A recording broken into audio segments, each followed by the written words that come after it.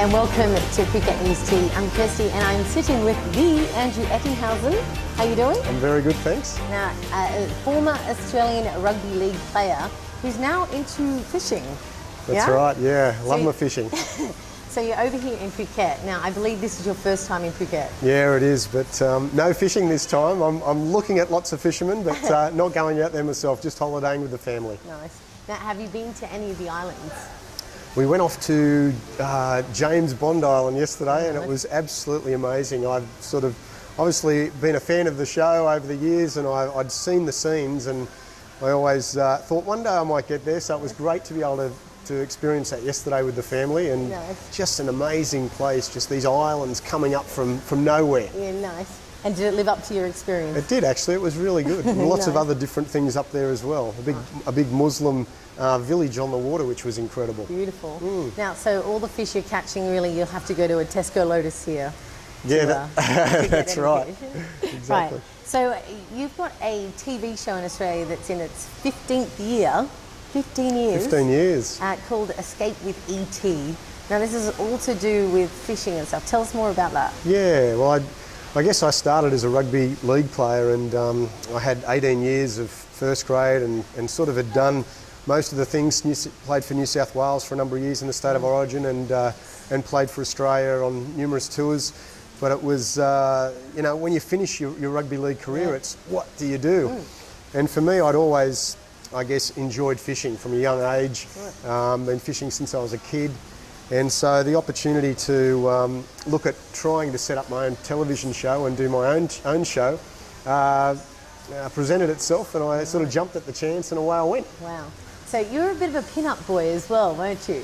Oh, back in the day, I guess we did the odd Tina Turner commercial, and we, yeah, it was a great time. I enjoyed all the years of playing the game. Now, do you think that made it easier for you to transition from football to media, to doing TV and stuff like that? A little bit. I'd had some experience towards the end of my rugby league career. I did some work for Channel 7. I did a show called The Great Outdoors and did some presenting on it, which was great.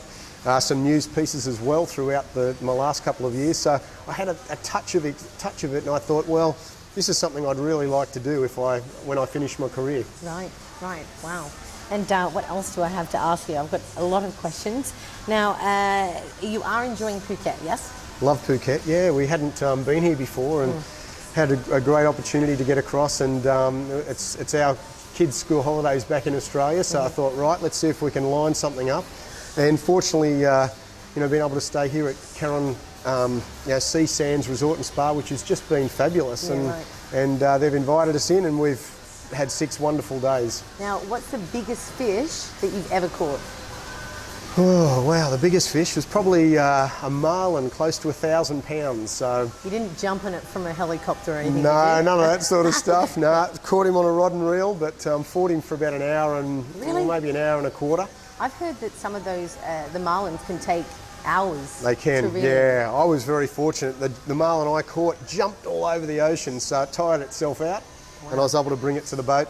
We tagged it and then released it and let it go away. And I think that was the great thing. Peter will be happy. Yeah, no, you've got to let them go. These days we pretty much let go probably 98% of the fish we catch, and we catch a lot of fish. So it would be quite annoying if you've ever caught a marlin and you're just about to reel it in and it goes. That's happened a lot of times as well. Really? Yeah, even in big fishing tournaments. I've had marlin on for an hour and brought them right to the boat.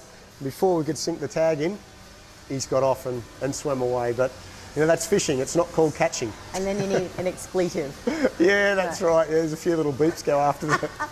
Okay, so I recently went on the Wahoo fishing tournament, actually. Wahoo, they're good fun. Yep, in the Similan Islands. Would you ever think of bringing Escape with E.T. as your TV show over to Phuket? I'd love to. I mean, it's we're a little company, but you know, we make a lot of shows. I think this year we'll produce something like 80 shows. So a lot of shows which will go on air in Australia and over to New Zealand as well.